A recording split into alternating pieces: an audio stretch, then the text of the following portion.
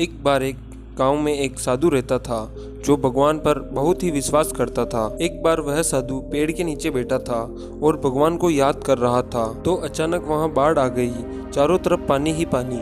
सब लोग अपने आप को बचाने के लिए ऊपर पहाड़ की तरफ भागने लगे। उनमें से एक आदमी ने देखा कि इस हालात में भी साधु जी भगवान की तपस्या कर रहे हैं। उसने सोचा कि ये अपने आप को बचाने के लिए कहीं जा क्यों नहीं रहे हैं। तो उसने साधु से बोला, अरे आप कहीं जा क्यों नहीं रहे हो, आप भी मेरे साथ ऊपर पहाड़ की तरफ चलो, नहीं तो डूब जाओगे। साधु बोले, अरे हमें क्या होगा, मैं भगवान की इतनी तपस्या करता हूँ, मुझे कुछ नहीं हो सकता, मुझे भगवान अपने आप बचाएंगे। धीरे धीरे पानी साधु के कमर तक आ गया। अब लोग वहाँ से नाव लेकर निकलने लगे तो उसमें से एक ने साधु से कहा, अरे पानी आपके कमर तक आ गया है, आप हमारे साथ चलो।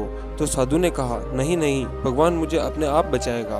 और वह नाव वाला भी वहाँ से निकल गया। कुछ देर बाद पानी इतना बढ़ गया कि साधु के सर तक पहुँच गया और अब लोगों को बचाने के लिए हेलीकॉप्टर निकालने लगे। एक हेलीकॉप्टर साधु के पास आया जो कि आखिरी हेलीकॉप्टर था। साधु के पास नीचे रस्सी फेंकी और बोला, इसे पकड़ो और ऊपर आ जाओ, नहीं तो आप डूब जाओगे। यह आखिरी हेलीकॉप्टर है और आपके पास में दूसरा कोई रास्ता नहीं है बचने के लिए। साधु ने कहा, यह रस्सी वापस ऊपर खींच लो और आप चले जाओ, मुझे भगवान के ऊपर पूरा भरोसा है, वह मुझे बचा लेगा। पानी काफी ऊपर आ गया, पेड़ डूब गया और साधु की भी डूबने से मौत हो गई। मरने के बाद साधु भगवान के पास आ गया और बोला, हे भगवान, मैंने पूरी जिंदगी आपकी तपस्या की, मेरा सारा जीवन आपकी आराधना करने में लगा दिया, फिर भी इतने भरोसे के साथ इंतजार किया कि तुम मुझे बचाने आओगे, लेकिन वहाँ मेरी डूबकर मौत हो गई और तुम नहीं आए, ऐसा क्यों? भगवान बोले, मूर्ख इंसान, मैं एक नहीं 3 बार आया था, वो तीनों बार मैं ही तो था, पहला पैदल,